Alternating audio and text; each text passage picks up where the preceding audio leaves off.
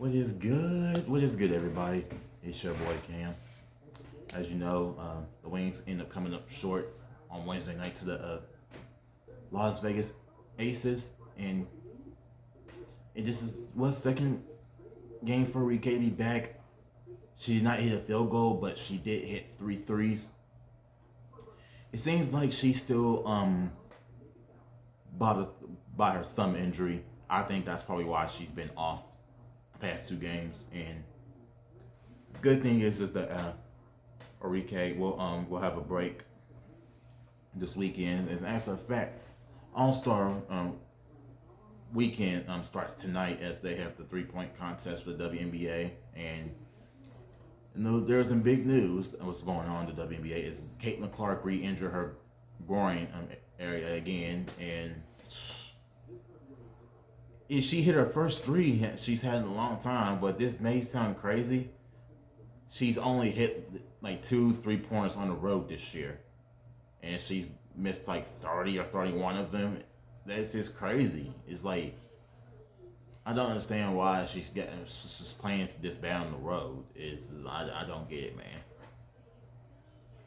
It's weird, but hopefully Caitlin Clark will be back fully healthy, and hopefully she just gets back the way she was. She has been struggling from three, and honestly, I think she is playing hurt right now, and you can just tell she's not fully 100% healed. When she got out there, I can tell she was still hurt. It's just like, damn, man, you just hate to see somebody get injured like that. And I'm so bummed that Caitlin Clark won't be in the 3-point contest tonight, and I was looking forward to seeing that tonight. Everybody was wanting to see that, but again, all those injuries just from all those girls taking cheap shots at her, all because she's getting the most attention, and they want to be hateful to her so much. It's like very sad on the WNBA players, and very ashamed that the WNBA is doing nothing about it. All these girls taking cheap shots at Caitlin. It's very sad.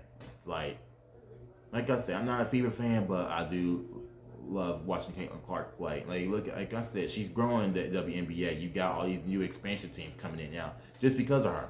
And one day they're gonna be thanking her for everything, for growing the WNBA. They're gonna thank her for that. And no, instead they want to take jealousy on her instead of being thankful for everything. It's like they're moving the WNBA teams are moving to bigger arenas just so everybody can see her play. It's like, my goodness, man. Like, I don't understand why the hate is going on towards her so much. And just, my goodness. And let's just go into the game from the Wings versus the Aces. Well, Wings got off to a hot start. A'ja Wilson was off to a slow start. But did she pick it up? Yep. And ended the game with 37 points. Just nothing you can do to stop her in the paint. They can double her or anything. It's just like nothing is just gonna stop A'ja Wilson in the paint. She's a 3-time MVP, won 2 WNBA championships with Las Vegas Aces. Like, she's just unguardable in the paint. And honestly, when she posts up in the paint, she's making them jump shots. And I compare her to Nikola Jokic, how she is in the paint. That's how I compare her to a little bit. And of course, she was number 1 pick in 2018, which is, I had no clue about that. She went to South Carolina, and I didn't really pay attention to A'ja Wilson until like 2 years ago. And just like when I saw her play, I was like, man, she's tough. One of the best post-up players of the WNBA.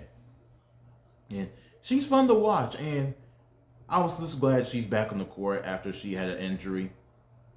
And I was I'm glad she's back on the court playing the game that she loves. So I respect her so much, and she's just very fun to watch. So hopefully I get to see her play in Dallas one day. But them tickets are so expensive when A'ja Wilson comes to town, just because everybody just wants to see her. Like, man. So let's just get into the stats from the Wings game from Wednesday night. Paige Bueckers finished with 20. JJ Quinterly finished with 17. Louisa finished with 14. Haley Jones, this was her first time getting a lot of playing time. She finished with 12 points in that fourth quarter. She just went ballistic. She stepped up that fourth quarter for Enrique. My goodness, Haley Haley Jones just did an outstanding job. This is her career high playing in Dallas so far. And Lee Rue finished with 10 points. And she did a pretty good job. And I don't understand why Chris Coquelin just wants to play, don't want to play Tierra McCowan. She had 2 points within 4 minutes. She don't play for the rest of the game. If he would just use her more, we'll probably have more chance of winning. It's just like, and I got a feeling that they may trade Tierra McCown after this season. They might trade her. But she's not as quick as fast on the court like Lee Rue is, but you gotta use her. So we can get rebounds from. That was the problem Wednesday. We just couldn't rebound pretty well. All because he wants to play small ball once again. It's like you have to play, you gotta give Tierra McCown at least 10 to 15 minutes a game. You gotta use her, Chris. Why do you think our rebounding was so good 2 years ago? Because McCown was getting all these minutes and everything. And now then you want to play small ball half the time. It just doesn't work like that. But I think the team is struggling again, honestly, just still with injuries. And they had 3 road games on the road, and they just couldn't win them. And then they came back home, came up short. And honestly, the third quarter hurt the Wings the most. They were going to half. They were only down by 5 or 4, and then the Wings were just losing by 22 going into that fourth quarter, and came back and almost beat them. They played great, outstanding defense against the Las Vegas Aces, but could they slow down Asia? They did slow her down until the end of the game. In the game, Asia there was just no answer for her in the paint, and she was getting an and one. She got an and one. She missed a free throw, but we couldn't rebound at the end of the game. Yeah, so this weekend will be Paige Beckers' first All-Star game, and it's only her rookie year. And the craziest thing is she's going to be in the starting 5 for the All-Star game. And I'm just so proud of Paige. And honestly, I feel like this is going to be Paige Beckers' future with the Wings, and she'll be our next franchise player. And they said Enrique will be a free agency going to next year, so hopefully she signs back. I would give them another year to play together, and if things continue not to work with Enrique, I hate to say this, we may have to trade her, but we're going to have to trade her for a very good point guard or a veteran player to play along with Paige. And honestly, she's getting better and better each game she's playing. And I wish Enrique would quit jacking up 3 so much and get to the basket more. And she was getting the basket and shooting 3s, but once Paige Beckers arrived, she started jacking up 3s so much, and that's why I don't think the chemistry's there just yet. It's kind of there, but not 100%. I still think it's gonna take some time, and hopefully everything will just get it together. And so let's just talk about these next 2 games that's coming up after the All-Star break, going into next week. Next Tuesday's night, they're back on the road again. Next Tuesday night, they take on the Seattle Storm, and hopefully they'll bounce back from the win. And next Friday night, they take on the Golden State Valkyries, the Golden State Valkyries are a very impressive team. First year in the WNBA, they're playing pretty decent, and they're struggling on the road as well. But they won most of their games at home, so expect to be a very, very tough matchup. These next 2 games on the road. This is honestly, we struggle on the road this year, and for the Wings. And Dejanay Carrington has came back to practice, but she's not healed 100%. She's been gone for about 2 weeks, and hopefully Dejanay will be back going into next week. And we need her for defense. I just hate that she's been sitting on the sideline for the past 2 weeks, and I just don't know what's going on with her. But hopefully she'll heal up 100%. And Maddie Secret, she's still out with a knee fracture, and we're still waiting on the time when she's going to be back. And she missed some time last year because she had I think a broken thumb, or I couldn't remember, but she was out for quite a while last year as well. And they gave her a 2 or 3 year deal with the Wings, and she continues to have injury problems for the next year or 2. I honestly think they're going to get rid of her as well. It's Maddie Secret has been struggling to stay healthy for the past 2 seasons in Dallas, and she's gotten better though each time she's playing. Her shooting has gotten so much better, and her post-ups has gotten better. And just I freaking love watching Maddie Secrets play. And of course, I met her at the Dallas Wings Special Olympics Unified game 2 years ago. And I got to talk to her for a bit before and after the game, and she was really cool to talk to. And just meeting the Dallas Wings players was awesome. Such a blessing to do that for the first time 2 years ago and winning MVP at the Unified game. We're still not sure when they're gonna do it. They may do it on the second week of August, the Special Olympics Unified game for the Wings. And boy, I'm telling you, when that gets here, everybody's gonna be ready to meet Paige Beckers. I can't wait to meet her as well once they officially announce when they're gonna have the Special Olympics Unified game. So, now that I talked about the Dallas Wings and what's also been going around the WNBA, I do want to talk about. Never got to talk about Cooper Flagg's second game playing in the summer league against the Spurs. Cooper Flagg finished with 31 points. He's definitely ready for the NBA, man. And I think his ball handling was all right. He still got a lot of improvement to do. Of course, Jason Kidd is going to want him to play point guard, but honestly, yes, Jason Kidd wants to get him uncomfortable, so he wants Cooper Flagg to come out of his comfort zone. I want him to come out of his comfort zone as well, but he's going to grow real quickly, being around Klay Thompson, being around AD, being around Derek Lively, being around Kyrie Irving, and also being around D'Angelo Russell. He's going to learn real quickly from these NBA veterans. And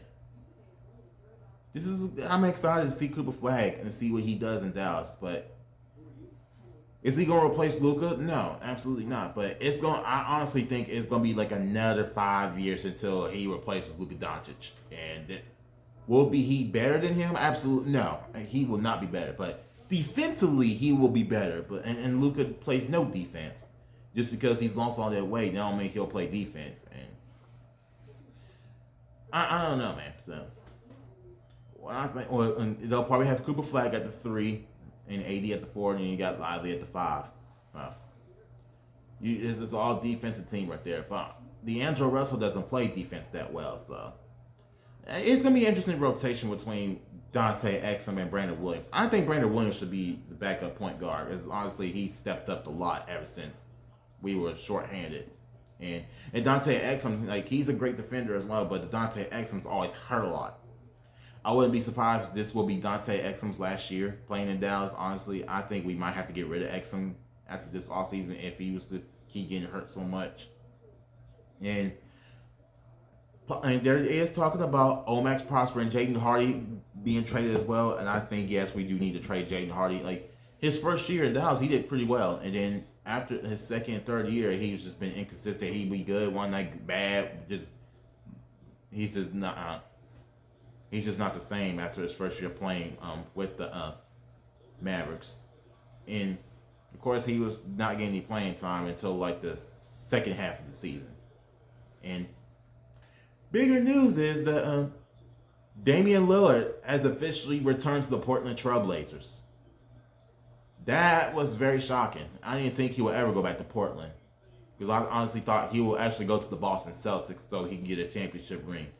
But I understand why. I'm kind of not surprised now, because I understand why he went back to Portland, because of his family and his kids are in Portland right now. He wants to get back and rehab there. And I like how Patrick Beverley stated about Damian Lillard, that he's not trying to be a ring chaser. He wants to go back home to be with his family. And I respect Damian Lillard for that.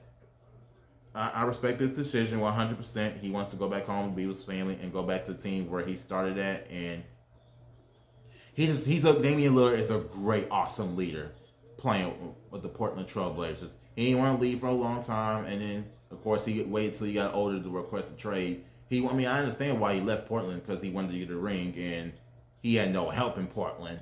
The only thing he got in the playoffs was the Western Conference Finals in 2019 against Denver, and of course they got beaten in 5 games. And I think the Warriors. I think it was the Warriors. Yes, the Warriors beat them in 5 games in 2019. It's just, man, I'm just glad to see Damian Lillard back with his home team, and he's such one of the most loyal dudes I've seen in the NBA for a while, honestly. And definitely keep him in prayers that he recovers from his Achilles, and he'll be back strong when he comes back from his Achilles injury. And and playing along with Scoot Henderson and playing along with Drew Holiday, I think the Portland's going to be not a bad team. They'll be a decent team. I think they'll be a play-in, but I don't know if they'll even make the playoffs going to next year. And I doubt they will, but I don't think Portland's a bad team at all. Even though they lost Anthony Simons to the Boston Celtics, and man, just so happy for Dame Lillard that he's back in Portland. And honestly, after this, I would say Damian Lillard will probably retire in about 3 more years or 4. Damian Lillard don't got too much time left. He really don't. He is getting pretty old, and actually he'll be 36 going to next year, I believe. Wow, just time is flying, man. I'm telling you, just like, man, it's like it's hard to believe some of these players are just getting older now. It's like I remember watching most of these guys since they was rookies. It's like, man, where is the time just going? Of course, the Portland Trailblazers got rid of DeAndre Ayton when he went to the Los Angeles Lakers, and still waiting on to see if Austin Reeves is going to be with the Lakers or not. And I'm very surprised he declined the 3-year deal with the Lakers. That's really surprising. It's like, wow. I guess he may or may want out, not want to leave LA. So who knows what's going to happen with Austin Reeves? I think he should stay with LA and play with Luka and LeBron.